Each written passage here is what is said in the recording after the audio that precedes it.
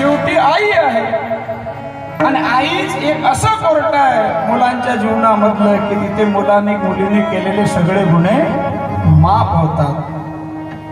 यशोदा कशी ऐकून घेणार महाराज?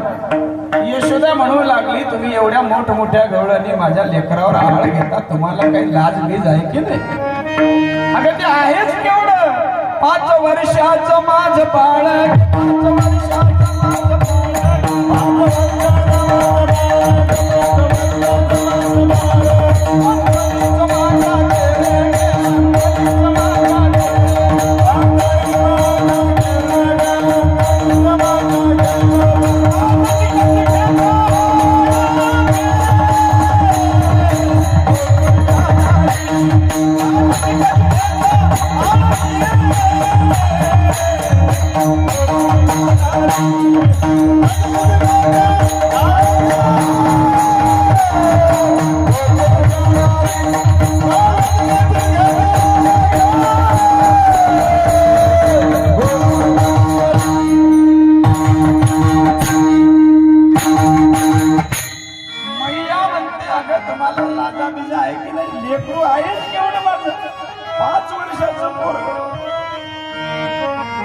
रात्री झोपेतून उठल्यानंतर त्याला 1 नंबरला जरी जायचं असलं तर मला उठवते, मम्मी उठ, मम्मी उठ, मम्मी उठ. एकटं बाहेर जात नाही, अंधाराची त्याला भीती वाटते.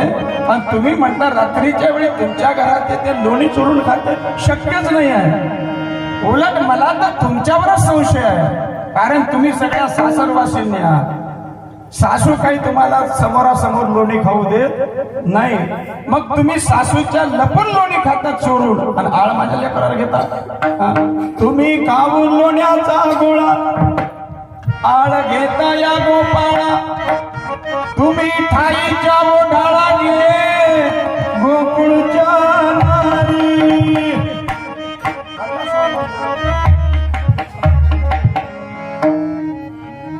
तुम्ही ओढाळा, तुम्ही लपवणी याची गोटी, लागता गे याची पाठी, एवढी तरी खोटी गोकुळच्या नारी. तुम्ही लपवणी याचा भवरा आळ घेता शारंगरा, तुम्ही 12 घरच्या 12 गेली गोकुळच्या नारी. सावळा गेच म्हणा माझा, गवळणीत खेळे राजा, तुम्ही मोठ्या ढाल गजागी गोकुळच्या नारी. ऐकायलाच तयार नाही यशोदा. मग देवाला वाटलं, कृष्णाला वाटलं, लेका आतापर्यंत आपण लोकांच्याच घरी पंक्ता झोडल्या, एखादी पंगत आपल्या घरी होऊ द्या. आणि आमचा भगवान काही तसा आपलपोट्या नाही. नाही तर गावात काही काही लोक असे असते, दुसऱ्याच्या घरी पंगत आहे हे फक्त त्याला माहीत पाहिजे, आमंत्रण असो की नसो. हो, पोटपोशी लोक म्हणतात त्यांना, ते गेल्याशिवाय राहत नाही. पण याच्या घरी उष्टच्या हातानं कावळा मारत नाही, असे काही लोक आहेत. काल आमच्या मुलांनी सांगितलं, लोकांच्या सप्ताहात कीर्तन करणं नाही का, सगळेच करतात, पण स्वतः सप्ताह करणं याच्याकरता फार मोठं दातृत्व असावं लागतं.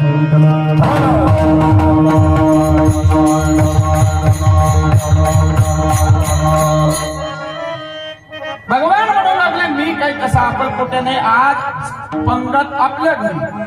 आणि गोपाळांना पहिलेच इंटिमेशन देऊन टाकलं, व्हॉट्सअपवर मेसेज टाकून दिला की आज इकडे तिकडे कुठे जायचं नाही, आज सगळ्यांनी कुठे यायचं, आपल्या घरी.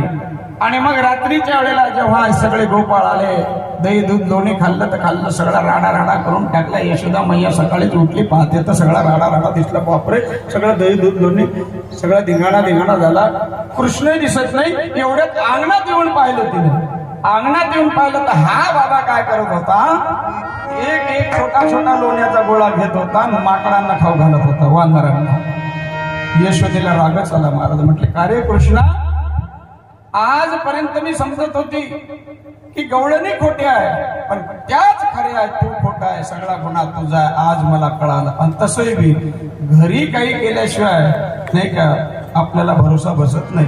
तुम्ही किती सांगा ना, आम्हाला बरेच अनुभव येतात, तुमचं पोरगं दारू पिते, तुमचं पोरगं कोणाची बदनामी करते म्हणजे महाराज, असं होतं.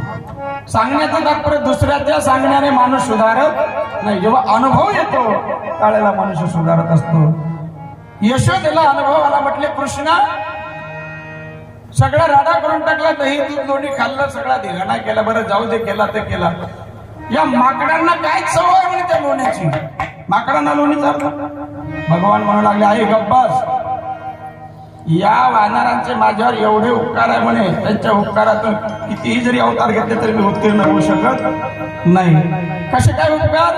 अगं मागच्या अवतारामध्ये त्रेतायुगामध्ये माझी हरवलेली बायको, रावणाने चोरून नेलेली बायको, राक्षसाने चोरून नेलेली बायको यांच्यामुळे मला सापडली. यांनी शोधून आणली, यांच्याच वंशजांनी शोधून आणलेली आहे आणि यांचं मला सहकार्य मिळालं आणि म्हणून माझी बायको मला प्राप्त झाली. रावणावर विजय मिळवला आणि त्यांच्या उपकारातून त्यावेळेला मला उत्तीर्ण होता आलं नाही, म्हणून मी आता त्यांना लोणी खाऊ. यशोदेला वाटलं पोरग खरोखरच बिघडलं, आता पोरग घरी ठेवण्याच्या लायकीचं राहिलं नाही. म्हणे बाबू आता तो घरी राहायचा, तुला शाळेत जावं लागेल. कोण्या शाळेत? गाई गोपाळ, गाई गोपाळ, गाई गोपाळ, गाई गोपाळ सोमवना, गाई गोपाळ सोमवना, गाई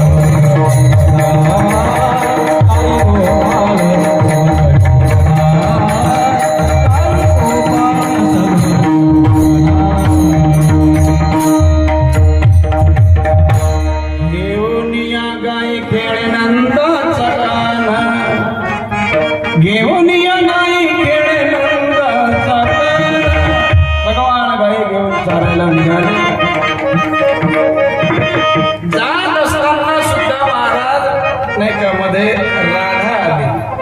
शारंग पाणी, शारंग पाणी, शारंग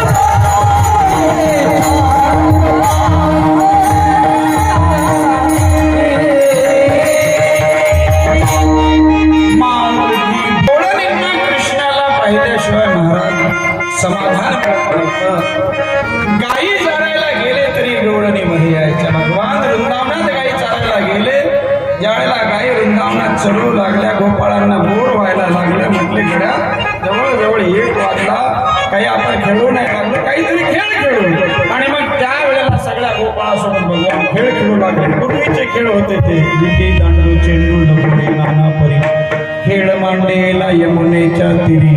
आणि भगवंतासोबत गोपाळ खेळ खेळतात. जुने खेळ मर्दानी खेळ होते महाराष्ट्र. विटी दांडू चेंडू लगोरी नाही का, आट्या पाट्या डाबडुबली लपडा छपडी, हे जुने खेळ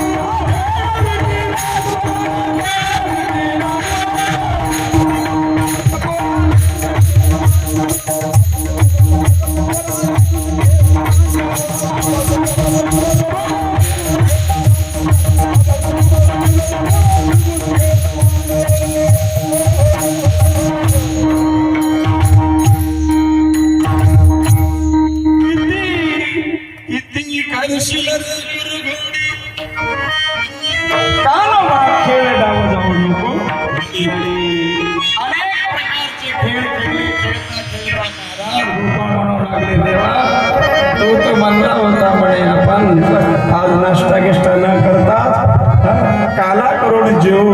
आता 1 वाजल्याने म्हणे भूक लागली, आता आपण खेळ मोडू. गोपाळ थकले. देव कधी थकत नाही बरं. थकतो तो जीव आणि जो थकत नाही तो देव. देवाला कधी थकवा येत नाही. सगळे गोपाळ म्हणतात फांदीभर मोठी भूक काय खेळा याची सुख. भगवंताने लगेच गोपाळांना सांगितलं जा म्हणे आपापल्या गायी घेऊन या. सगळे गोपाळ आपापल्या गायी घेऊन येतात महाराज. पण